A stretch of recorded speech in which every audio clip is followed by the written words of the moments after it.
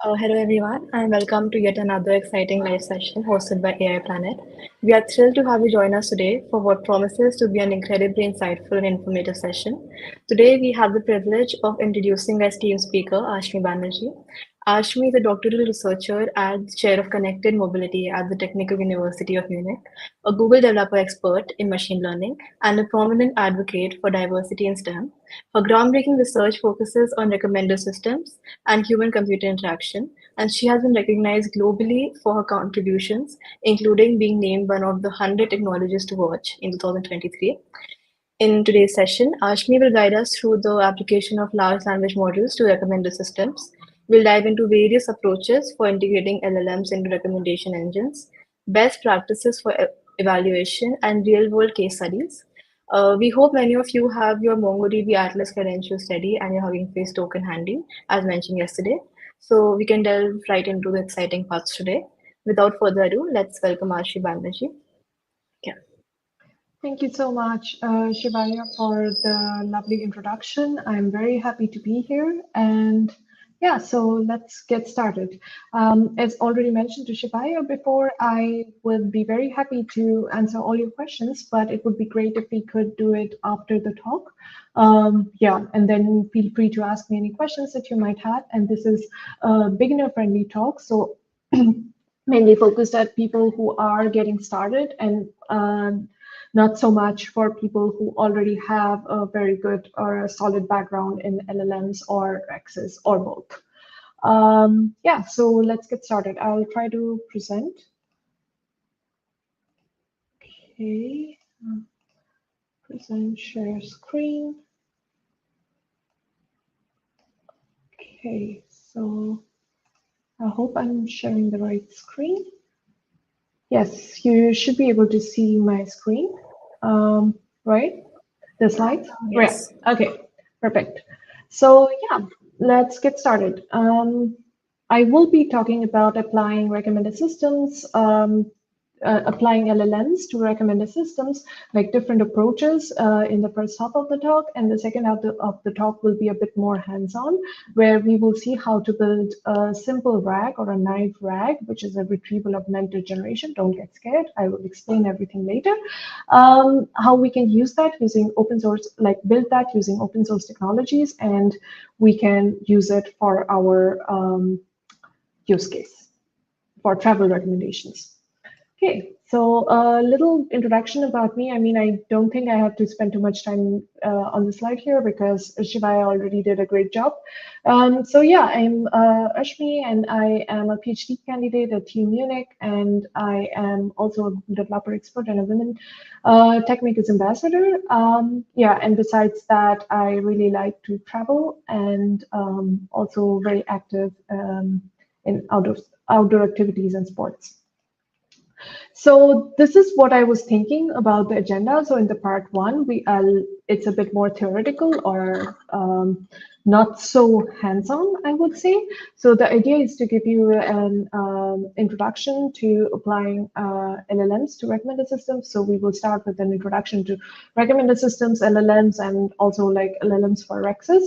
And after that, we will talk about the different approaches, some specific use cases, some evaluation protocols, like how to evaluate them, and finally a little bit of overview of the trustworthy, like building trustworthy LLMs for recsys. And this part two is a more exciting, more hands-on part where we will walk through a Colab, Google Colab, to see how we can possibly build this. So let's get started with the introduction. So recommender systems, I'm pretty sure all of you at some point in your life have encountered recommender systems either by knowing or by not knowing what it is, because whether it's e-commerce or social networking like newsfeed recommendations, or entertainments like films and movies, or music recommendation, or even trip planning, or job search, or even like ride sharing. It's all recommender systems where they take into consideration the user preferences and provide personalized suggestions. So they take all your, they provide you personalized suggestions based on all the various criteria. So all the user preferences, past purchases, history, and everything that they can possibly have about you. And then in the end, they help you minimize the information overload when you are overwhelmed by a lot of choices and you don't know which one to choose from. That's exactly where a recommender system plays a role and helps you make that decision based on the information that they have about the users. So let's consider a multi-stakeholder scenario for recommender systems. For example, you're trying to book a hotel. So you have so recommender systems is typically a multi-stakeholder scenario, which means that there are different stakeholders involved in this process, and each of these stakeholders are kind of interacting either directly or indirectly with each other. So we have a traveler or a consumer whose goal is to match their preferences, and then we have a booking platform where they are trying to maximize their own commission earned by showing the hotels or the accommodations on their platforms. Then we have an item provider, which in this case could be a hotel, which is like signing up on the platform and to like basically show itself or to be on that platform for exposure. So the more the exposure they have, the more money they will be able to make. And last but not the least, there's another stakeholder, which is called the society, which is basically in case of like environmental damage or increased pollution and stuff like that, they are being affected. So they are the indirect stakeholders that are involved in this whole process of recommendation. Let me give you an example. For example, the Olympics are being held in Paris this year, so it's going to be super, super, super crowded, and the prices of accommodations are extremely high, and a lot of people are going to flock there. And so this is not good for the environment, and this is basically going to cause a lot of environmental damage, increased pollutions, increased traffic, and so on. So that is basically affecting the participating stakeholders in this whole scenario of recommendations, and which is the society. Right. And why is this important in the recommendations or LLMs for recommendations? Basically, this is important to keep in mind during the evaluation of the LLMs or the recommendations or final model that you would have, like LLMs for recsys, whatever model you would have. It is very important to make sure that during the evaluation of this model, you are taking into consideration the interests of all these stakeholders and not just focusing on one or less than 4 of them, basically, right? Yeah, and they have so when we see a recsys pipeline, which is obviously a simplified one, what we see is that there is a corpus and which generates millions of candidates, which then is narrowed down into hundreds where the ranking mechanism takes place.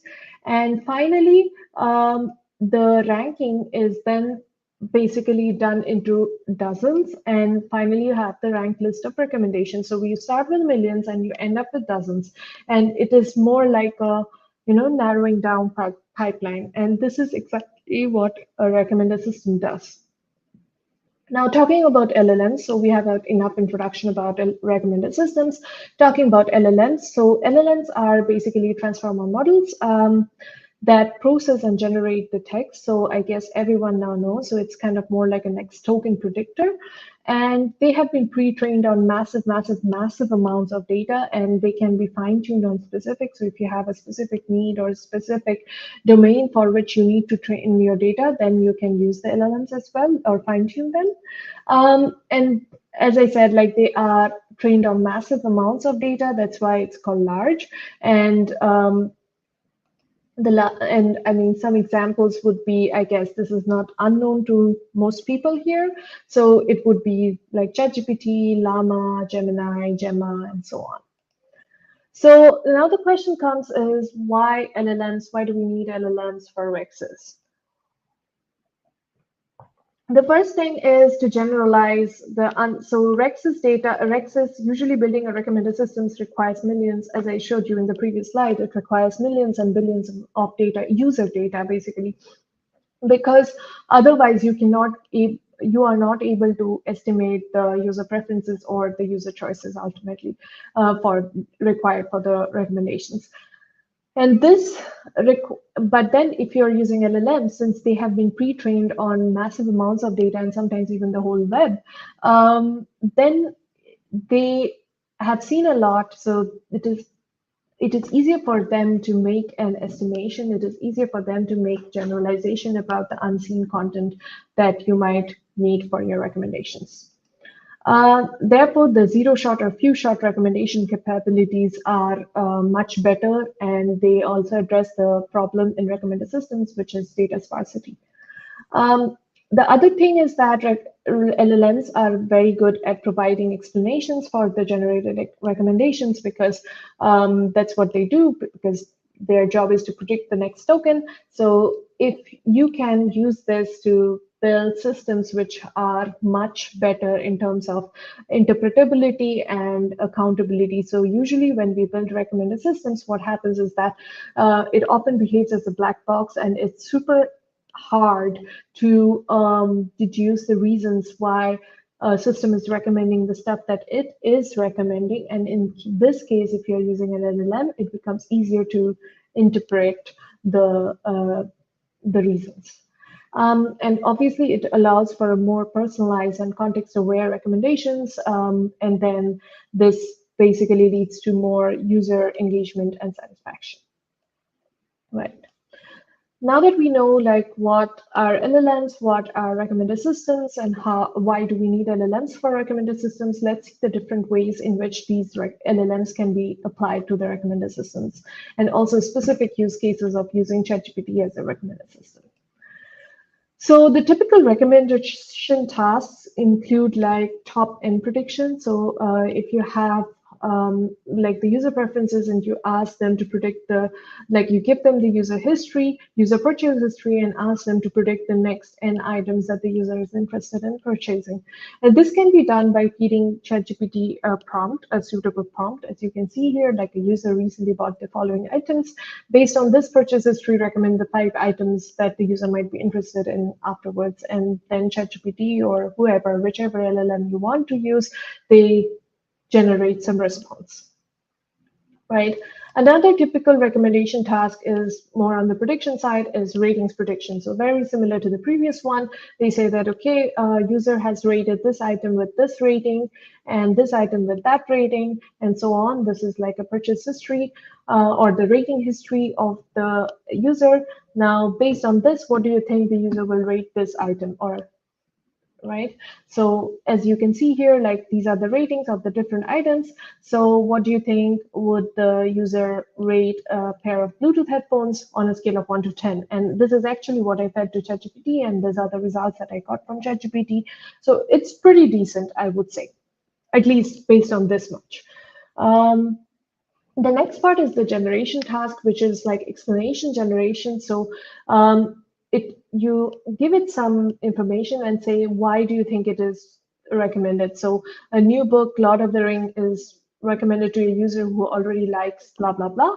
So why do you think this happens? Or please explain your answers. And then they go on explaining. So if you enjoy Lord of the Rings, then you might also enjoy these fantasy stories and so on. Right, so explanation generation. And the fourth and the last category is conversational recommendations, or like chat recommendations, where you just use the LLM as like a chat interface on a chat interface. Right, so let's look at some specific use cases. So this research basically used ChatGPT as a recommender system, where they did not fine-tune or anything. They just used different prompts to see how well it works on these typical recommendation tasks that we just talked about. And it was seen that for sequential and direct recommendation tasks, it didn't work so well. However, for explanation generation, it did very well. And it was also, it performed the human evaluation in terms of the SOTA. There was another work which also did something similar, but their approach to the problem was slightly different. They also did not fine-tune anything, but just like did everything on the inference phase. They were handling it more from a zero shot, one shot, and few shot, or like point-wise, pairwise, and linked-wise, list-wise ranking recommendations. And it was seen that it does pretty well in list-wise and pairwise ranking, but for zero shot or point-wise ranking, it wasn't that good. I mean, obviously, because it's not specialized to a certain amount, a certain type of data. And I think they tried it on like variety of data sets.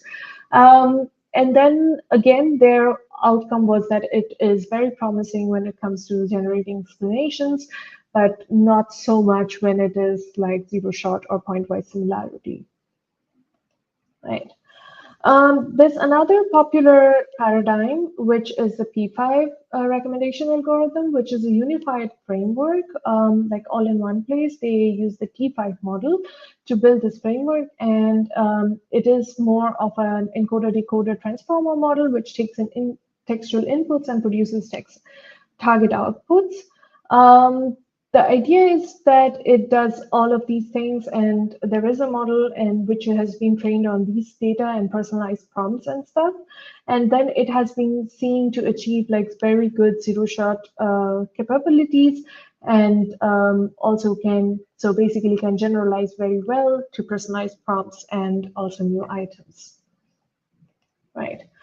So the next thing that I want to cover, this will be also relevant for the part 2, is RAG. So all these things are when the LLMs are more for a generic use case. But what if we need to extract some very precise information or some factual information from the LLMs? That is when there are two methods. One is the fine-tuning. So basically tuning the model with specific data or giving it like extra context. And the other one is RAG, which is like more of an open book test for the LLMs, where you supply it with additional context and it asks it to find some answers. Right. Looking at the RAG architecture, we have RAG in 3 different phases. So RAG stands for retrieval, augmentation, and generation. So if you look at the retrieval phase, we have a documents, which is in this case the wiki voyage data. Just a minute.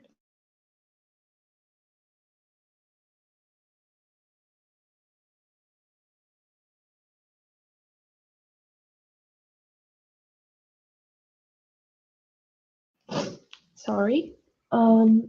Yeah. Okay. I have something.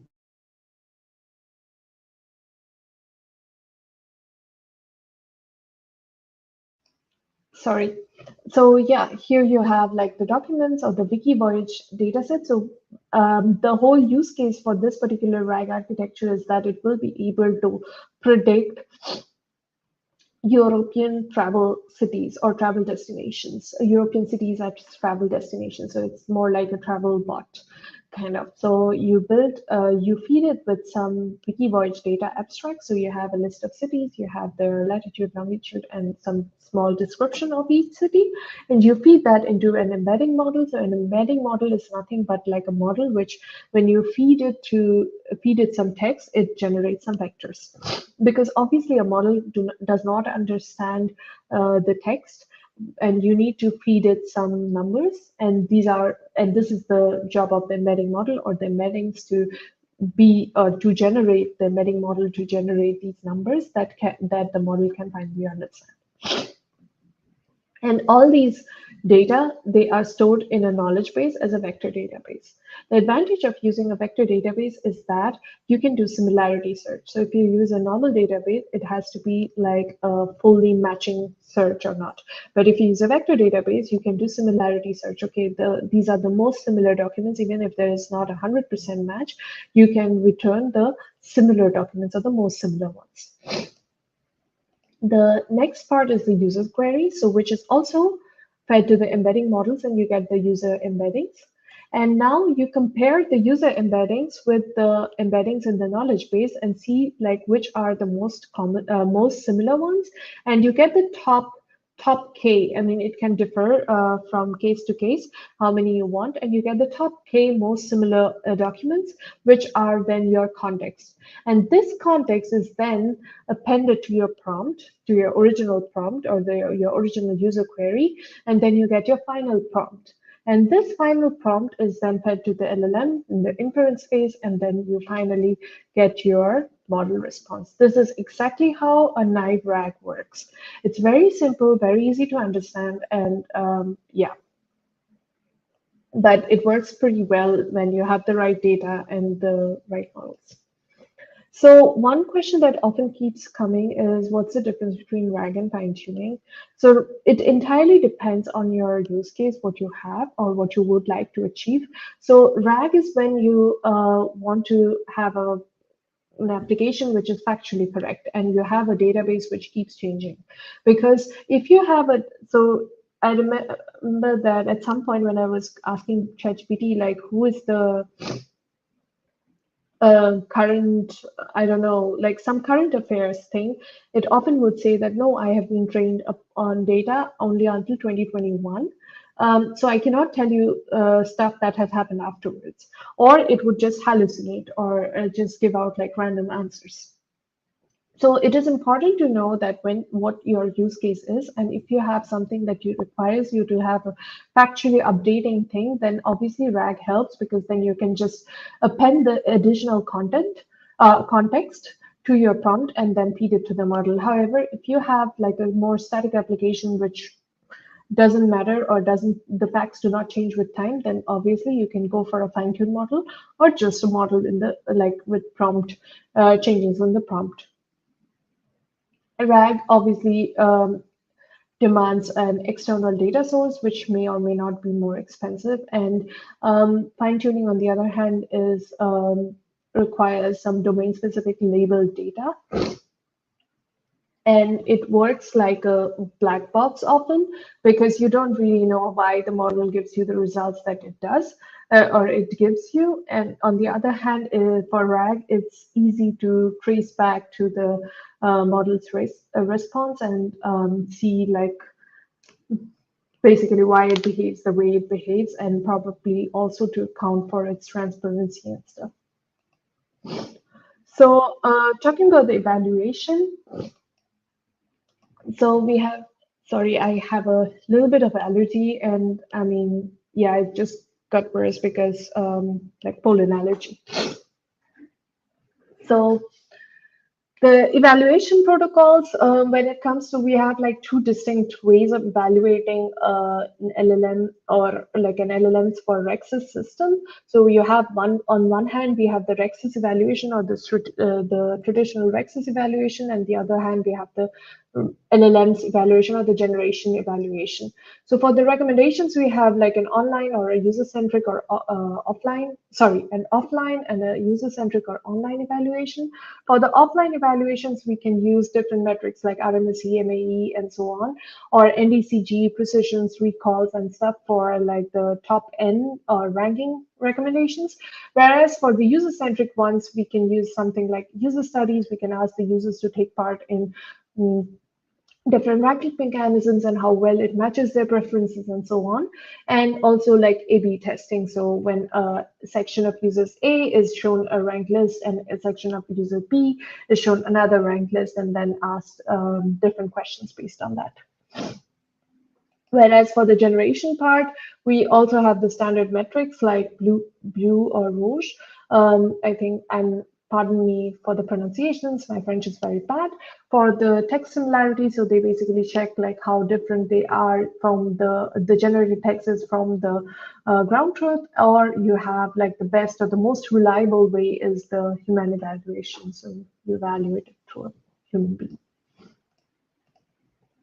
Right, one thing which we should mention when we are talking about evaluation is that different domains have different evaluation criteria, and different systems have their different purposes. So the evaluation criteria should not there's no one size fit all. So it's not like, okay, this evaluation criteria worked for this one, so it will also work for another system. No, it depends entirely on the goals, your purposes, or what the system that you're building is aiming at.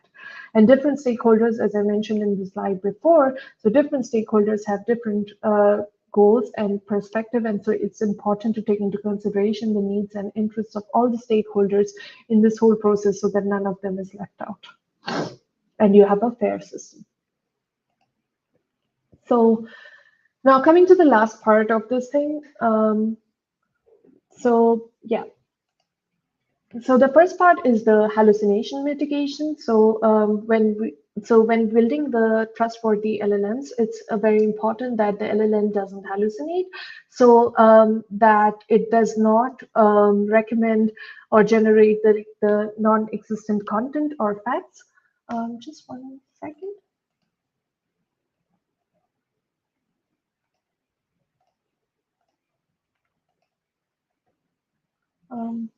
Okay, no worries.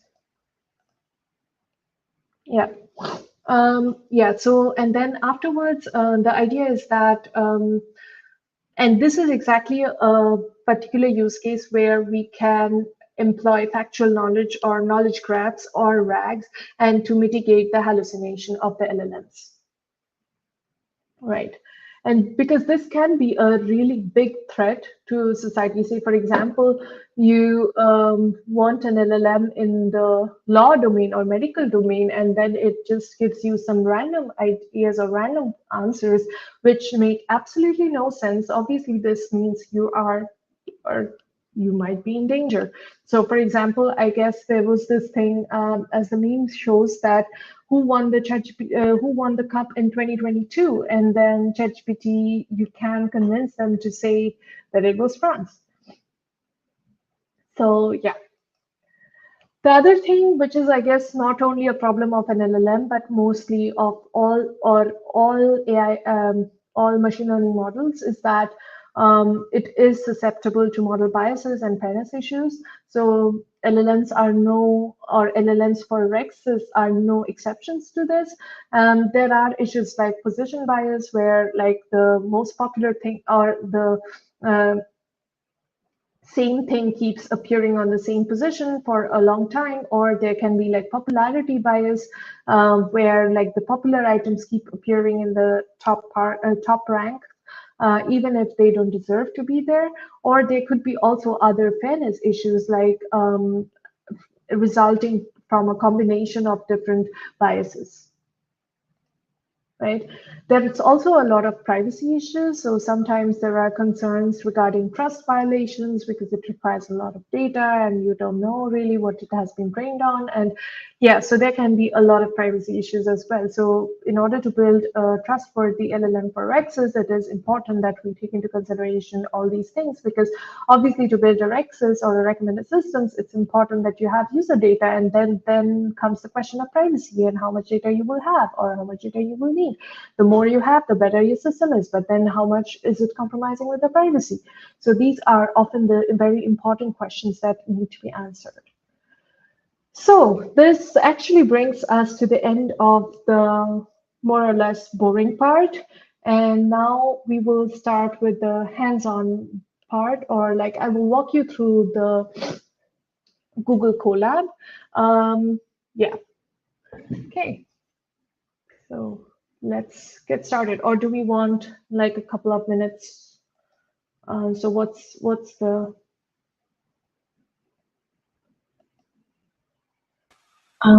We can start now. Okay. Then let's start. So this is the, as I already sent out to Shivaya. So I guess you should have, like for the people who are interested in following along, you should have a Google Colab. I mean, you can just Google account. Basically, you will need a Google Colab, a Hugging Face account or a Hugging Face token, and the MongoDB username, password, and connection string. Those are the most important things. So let's get started. And this is the link to the Colab. So if you want, you can already note it, or yeah. Or Shivaya, could you please post it in the chat? Yeah, I'll share it in the chat. Okay, thanks. Yeah. Cool. And then let's get started. So you should be able to see the thing. I will. Okay. So yeah, as I said, I will be using this architectural diagram way too often from now. So what I did here is just like installing the dependencies, and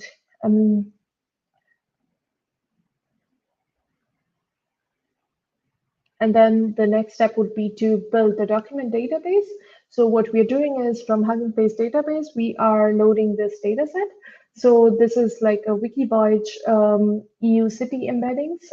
It has the cities, it has like 160 cities in Europe. It has a city information, country, latitude, longitude, population, a short description of the city, like an abstract, and combined is basically all the information combined, and the embedding is for the combined column. So ideally, in a real world situation, you will have to compute the embeddings on your own, but I'm so awesome. That's why I made them, I didn't want you to go through the trouble. So I already pre-computed the embeddings and kept it in the data set. So as I mentioned before, that embeddings are the vector representations of the textual data. And so here, as you can see, that they are like, if the textual data looks like this, then the embeddings kind of look like this. So you have like numbers and array, right? But since I computed them to save you some work, but you would still need to write the embedding function, because when the user query comes in, you still would need to compute the embeddings for the user query. So for that, we are using the GDE large model from Sentence Transformers library, but you are free to use any model that you want. Just make sure that the embedding model that you use for your embedding your entire data set and the embedding model that you use to embed your query, they are the same. As long as they are the same, it's fine. You can use any model. Right? So once we have gotten the embeddings, the next step would be to get the database set up. So for that, we will be using MongoDB because, yeah, it was convenient. It's a vector database.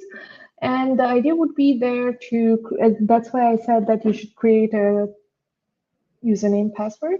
So, and the URI string, which should look something like this. So the cluster something mongodb.net. And I am using these as like Colab secrets. So you have it here. I think it's here. So you have like different Colab secrets that I have. So you have to add it as Colab secrets, and then you can just import it from there. And we create the MongoDB URL. So it's just like some pre-processing to get it started. And then we create the MongoDB, like establish a connection with the MongoDB client, for which we use the PyMongo library. We are, yeah, so here we are just trying to establish a connection. And now next step is data ingestion, where we get the URL with our own database, username and password, establish a connection, and then we create the database. So we call it Wikivoyage cities, and if there is something, so we then overwrite it because, yeah, we don't want it to, yeah. And then this is a part of data ingestion, and after that, the next step, so now the data ingestion is successful. Our vector database now exists with all the records of the Wikivoyage and its embeddings. The next step would be to retrieve the context. So query the results, where we send in the query and the URL. And then we establish a connection to the database. We get our database, and then we query the embedding because we need the embedding for the query. And finally, we do a vector search here. This is the vector search, which means like we are performing a vector search on the Wikivoyage collection, which is our collection name, and where we are doing the query embedding. This is our query vector. We are sending the query embedding as our query vector. We are saying that we need the number of candidates as 150, out of which we only need the top 5. So we need the top, instead of top n here or top k here, we need top 5. And finally, we get our search results. And once we get that, we say that, okay, search result is like city, and abstract and combine is so on. So that's how we do it. A little bit of prompt formatting. And once we have that, the next step is to build. So we want to infer stuff. And I also wanted to, like, it's important for me to actually have a URL or some API where I can try out my models or how well it behaves. And Hugging Face provides the best option for that. So what I did here is using the Hugging Face inference client, I used the Google Gemma 2B IT, and I basically got the top 5 similar documents, and now I am creating an inference client with the Hugging Face token. Again, this is passed as a secret, collab secret, and then I'm generating this, and I'm using Gradio here. So first I'm generating it. So I'm generating the text using the Hugging Face inference API.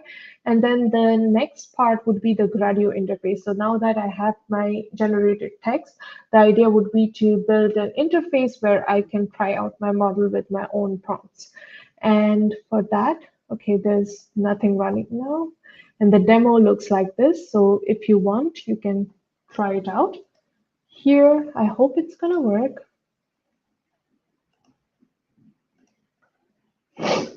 Yeah, it takes a bit of time, but if you say you can give it something like, I'm planning a vacation to France, can you suggest a 1-week itinerary? And then these are like the pre-computed values, so it's a lot faster, but you can also give it your own prompts and then see how well it performs. And it is fine. It's not the best because also the data is not perfect, but it gets the job done. You can clear it and you can do some other thing or something, clear it, and then say off-beaten destinations, and then, yeah. So you can just, and you can also select your favorite model from here. I have it for both Google Gemma as well as Google Gemini. And you can see, I mean, the difference in results is not that much because obviously like both kind of have the same architecture or same thing behind, but still, I mean, if you want, you can add more models here and you can see, I mean, this is definitely a more a cleaner code. So you have the files here.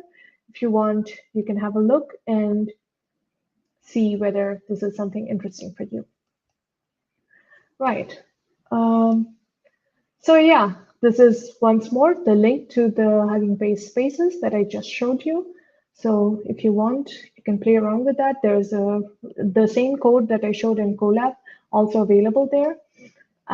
Yeah, with this, I come to the end of the talk, and a quick summary would be that, as I said, like LLMs are great for recsys, especially for prediction and generation tasks and explanation generations.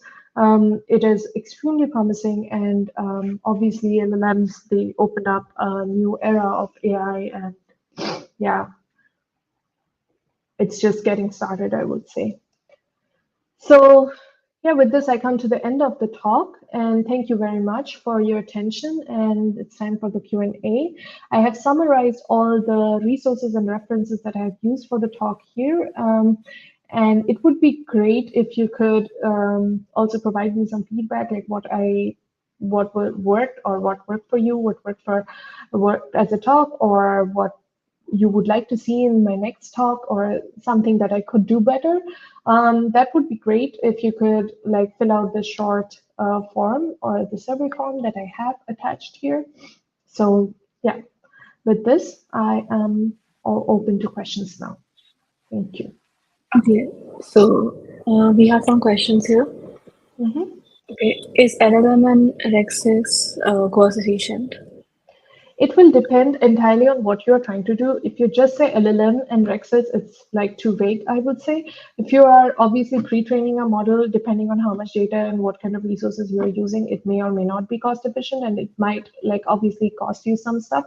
But if you are like also full fine tuning something, it is expensive. But if you're just using for inference, I mean, then I don't think you are adding to the like using the open models, I don't think then you are adding to the costs anymore, or like additionally to the costs. Okay. All right. Then we have. Can you see the screen? Yes. So curious, isn't RAG more suited for question and answering use case where anyone can leverage recsys? RAG could be suited for question and answering as well, could be also suited for just, I mean, you can do it for everything. It could be a conversation, any kind of model. Most kind of models can be used for conversational recommendations or conversational use cases, depending on how you build it. So yeah, it can be used for question answering and any use case when anyone can leverage recsys. I mean, I'm not sure I get this question, what exactly you're meaning. I mean, everything, any ranked list of systems like Google, Booking.com, TripAdvisor, yeah, all of these are examples of recsys. So yeah. How do we integrate LLMs into a system where you have to recommend based on user history and wherein the history is too large to be passed on to an LLM? If we rank for this, it will not miss out on info. This is a good question. I mean, in that case, you either have to do some sort of estimations or you have to use the LLMs, which are like offering huge context windows, like 2 million context windows, or the most efficient way of doing it would be to use something called chunking, where you chunk, like where you supply like different chunks, and then maybe you could use some RAG, because also RAG in this case would be helpful because then you are not like training the model on this thing, on like the user data, but you're just supplying it as a prompt. So hopefully it's just on like the in context learning. So it can probably prevent a little bit of like privacy damage, little bit. Also depends on what the LLM is learning, right? How much it is learning. So yeah, that could be an option. Yes, absolutely. You can use ChromaDB, LansDB, anything that you want. This is just an example. Yeah. This is the last question. Quadrant and for is that reliable for vector search? I mean, I did not find any problems. I guess it depends on your data and your use case. I think Quadrant, the problem was, so I'm doing it now for a bigger project, and then MongoDB, like we ran into some like memory or space issues with MongoDB, the free tier, and then we were thinking of moving into Quadrant, but I think there also the RAM is like only 1 gig, if I'm not wrong, in the free tier again. So that's why we are looking forward to some like fully open source alternatives now, like LansDB. So maybe that will work. Let's see. But yeah, you are free to choose whatever you want, depending on your use case, depending on the data that you have, depending on the budget that you have, and yeah. Okay, we got a couple of more questions here.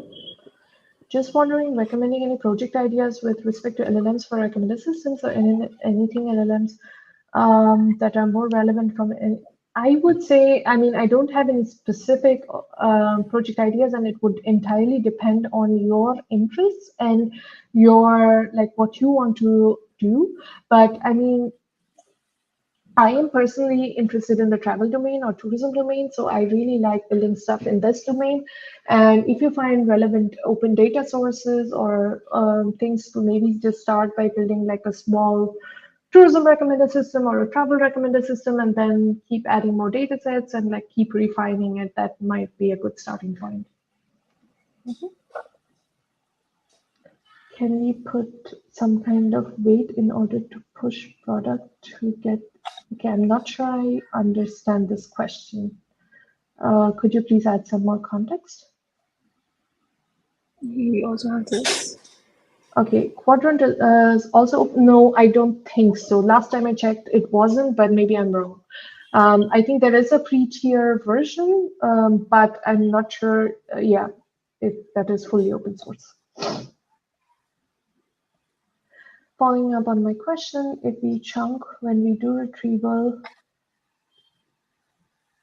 specifically for recsys, I guess one way would be to, like, again, summarize some way, and maybe you could use, okay, this is a good question, and I'm just thinking like one way would be to get the chunks and then maybe summarize it and then keep some portions of it, and then based on that reiterate and see.